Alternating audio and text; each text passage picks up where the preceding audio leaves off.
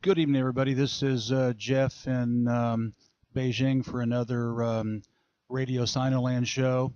I want to talk tonight about the South China Sea and the incredible amount of publicity that the United States is giving about China's evil intentions in the Spratly Islands, and that the United States claims that it wants to maintain free access and freedom of passage through the South China Sea, and that what the Chinese are doing is going to stop that. Need to begin. I want you all to just imagine if you were an American and you lived in Hawaii or the San Juan Islands off of Seattle, outside of Seattle, or the Catalina Islands off the coast of Los Angeles, and you, as an American, your government decided to build some artificial structures on some islands in those areas.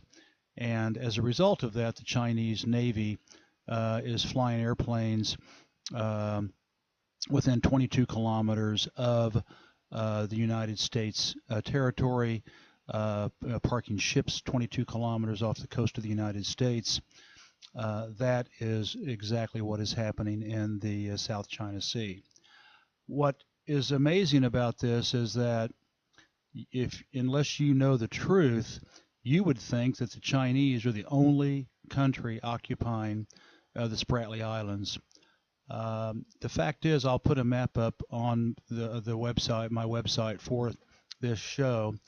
The fact of the matter is, the Vietnamese have occupied 25 islands, the Philippines 10, Malaysia 7, Taiwan 2 islands versus China's 8. So the four other claimants have 44 occupied islands, and the Chinese have 8. Somehow it's okay that Vietnam, the Philippines, Malaysia, and Taiwan, who occupied islands before the Chinese did. In fact, the Vietnamese and the Filipinos have been occupying these islands for years before the Chinese did. That was okay, but as soon as the Chinese started to make a bigger presence there, all of a sudden the Americans claim that there's a worry about freedom of passage. Of course, we all know, if you follow my shows and column, Reflections in Sinoland, this has nothing to do with freedom of passage. It has nothing to do with, guaranteeing, commerce on the high seas, and it has everything to do with the United States harassing, surrounding, and frustrating China, and attempting to overthrow its government, which it has not stopped doing since 1949. I do want to point out that for years the Chinese kept saying, let's wait for the International Tribunal, the law of the sea. You can go to their website, itlos.org. It is a UN organization, and that is the tribunal that makes all these decisions. The decisions are based mainly on historical occupation, and also where the area in question relates to the claimant's continental shelf. So, for example, last year the Russians won a big claim in the Arctic Sea because it really had never been explored, because it was under ice previously, and of course it's now melting like crazy. But because it was substantially a part of the Russian continental shelf, they won that case. The problem for Vietnam, the Philippines, Malaysia, and Taiwan is that the Chinese began sailing in the South China Seas starting in the Tang Dynasty, then the Song Dynasty, and then the Yuan Dynasty, 600 AD, 900 AD, and 1200 to 1300 AD. I mean, even way before the Europeans started their colonial explorations in the 1400s. And they have actually found, artifacts, Chinese artifacts, on the Paracels in Vietnam. They have, the Chinese have 12th century texts and maps of the Spratly Islands, and have been using the Spratly Islands since the Han Dynasty for fishing, going back to 200 BC. So this is the big problem for the other countries is that the Chinese have a very, very strong case of precedence. It doesn't matter that the islands may be close or far. I mean, the United States occupies Guam and Saipan and Okinawa in Japan and etc. That has nothing to do with it. It has to do with historical precedence. And the Chinese have the money and the wherewithal. They're sending robotic submarines all over the South China Seas, finding shipwreck after shipwreck of Chinese ships that sank, and they're finding all this Chinese treasure and laying out a map showing that the Chinese were sailing these seas long before anybody else. So this is the problem for the other claimants. Now, getting back to what America has done, what I would like for everybody to understand is the Chinese really were, even though the Vietnamese and the Philippines were building prior to the Chinese on the Spratlys, I think the Vietnamese have no chance of winning their case with the Paracels because of the fact that the Chinese, they have found artifacts, archaeological digs there going back to the Tang Dynasty in the 600s, and they have found nothing from Vietnam. They were just used for fishing. So the Chinese actually occupied the Paracels. I think that the Vietnamese can kiss those goodbye. So the big ones are the Spratlys and the Diaoyu or the Senkakus with the dispute with Japan. The reason that the Chinese have really amped up their activity on one of the islands in the Spratlys, where they're building, or two or three of them, where they're building big airplane, runways, etc., is because of the fact that the United States is again getting its vassal states in Asia to do everything that they can to frustrate China.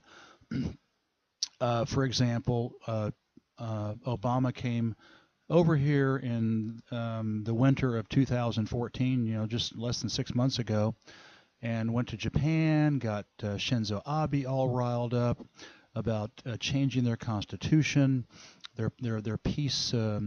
Their peace constitution, where they would have no more militarism, nothing nuclear, a pacifist constitution. Obama comes over, gets the Japanese all riled up to remilitarize.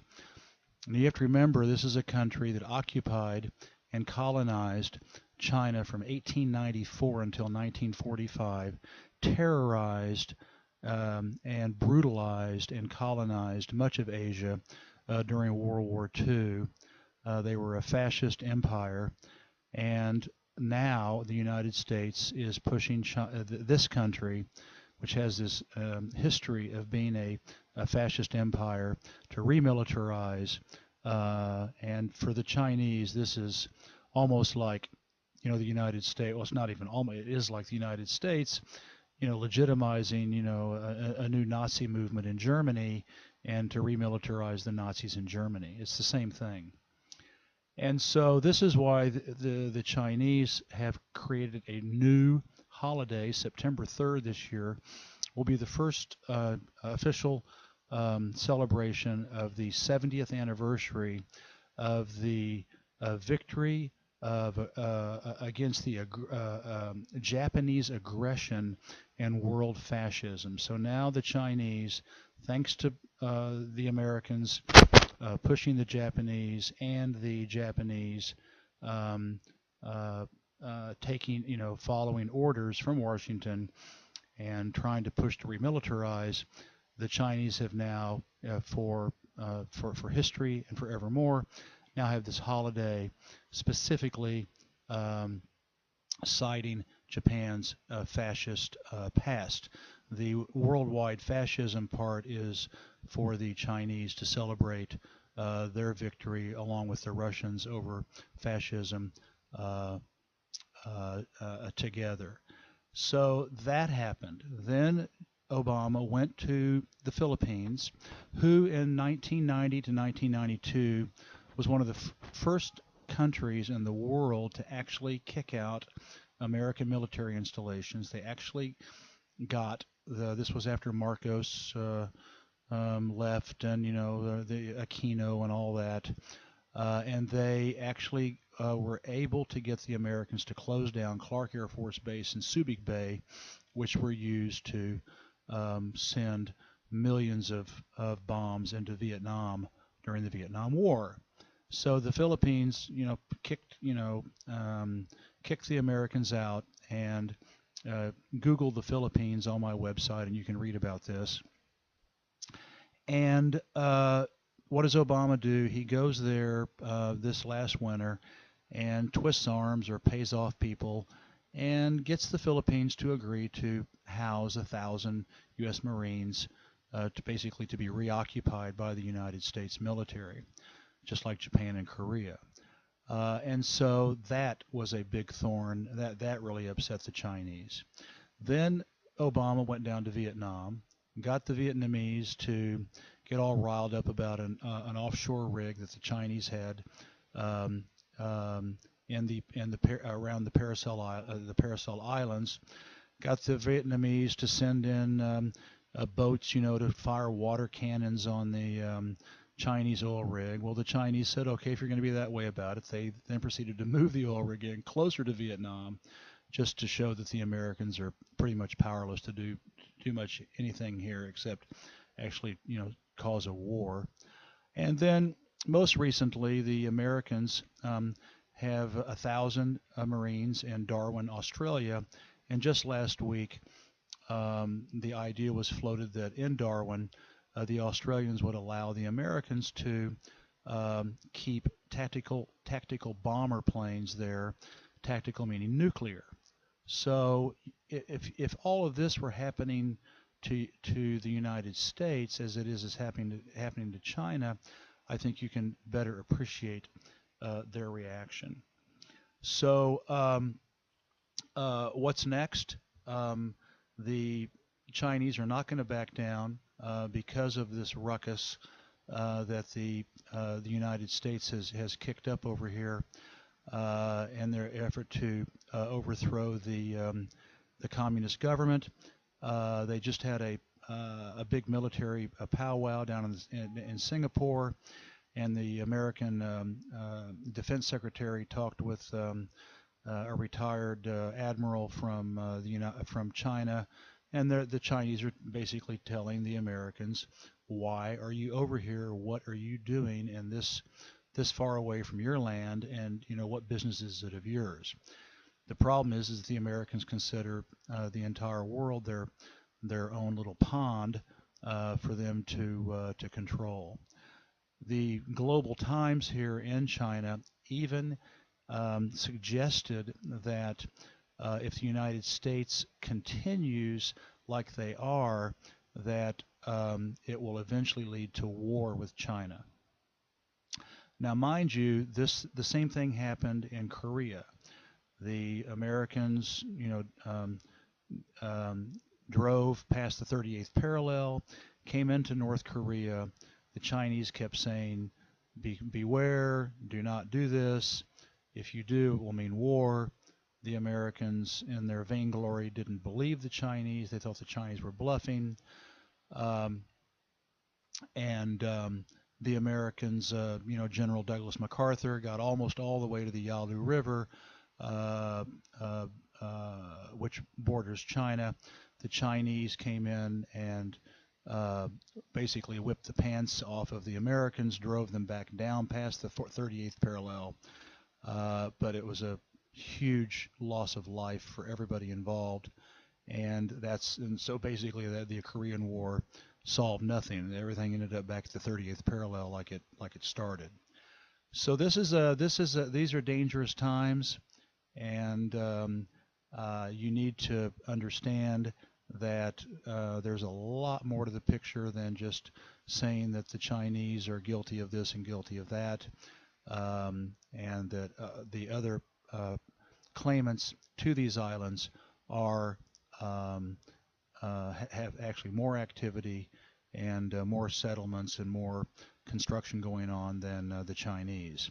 So hope you enjoy the show, and talk to you later.